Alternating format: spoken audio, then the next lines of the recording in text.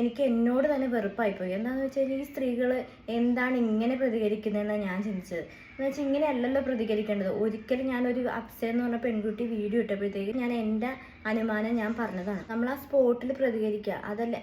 അങ്ങനെ പ്രതികരിച്ചാൽ തന്നെ അവിടെ കൂടെയുള്ള സ്ത്രീകൾ മിണ്ടാതിരുന്നാൽ പോലും, പക്ഷെ ആ ബസ്സിലുള്ള ജീവനക്കാരും മറ്റു ആൾക്കാരാണെങ്കിൽ പോലും പുരുഷന്മാർ നമ്മുടെ കൂടെ നിൽക്കും.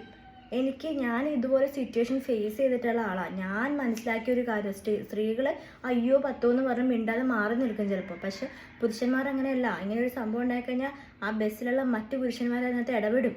അങ്ങനെ സാധാരണ നടക്കുന്നത്. ഇത് പക്ഷേ ഇവൾമാർക്ക് ഇതൊന്നും അല്ല വേണ്ടത്. ഇവൾമാരുടെ ഇതെന്ന് പറഞ്ഞാൽ ഇവൾമാർക്ക് റീച്ചാണ് വേണ്ടത്. കാരണം ഇവൾമാർ ഈ റീച്ചിന് വേണ്ടി ദാഹിച്ചിട്ട് ഇവൾക്ക് ചിലപ്പോൾ 9 ഗെയിം 11 ഗെയിം മറ്റും ആയിട്ടുണ്ടാവുമായിരിക്കും. ഇപ്പം ആ ദീപക് എന്ന ചെറുപ്പക്കാരൻ്റെ ജീവിതമല്ല പോയത്. അച്ഛൻ്റെയും അമ്മയുടെയൊക്കെ ചോദ്യത്തിന് എന്ത് ഉത്തരവാണ് ഇവള് നൽകാൻ പോണത്?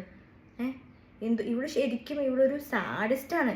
ഈ ഷിംജിത എന്ന് പറയുന്ന പെണ്ണ് ഭയങ്കര സാഡിസ്റ്റാണ്. അത് നമുക്ക് അതിനുശേഷം ഇവളുടെ ഒരു ഓഡിയോ കേട്ടപ്പോഴത്തേക്കും നമ്മുടെ മനസ്സ് തകർന്നു പോകുന്നത് തന്നെ.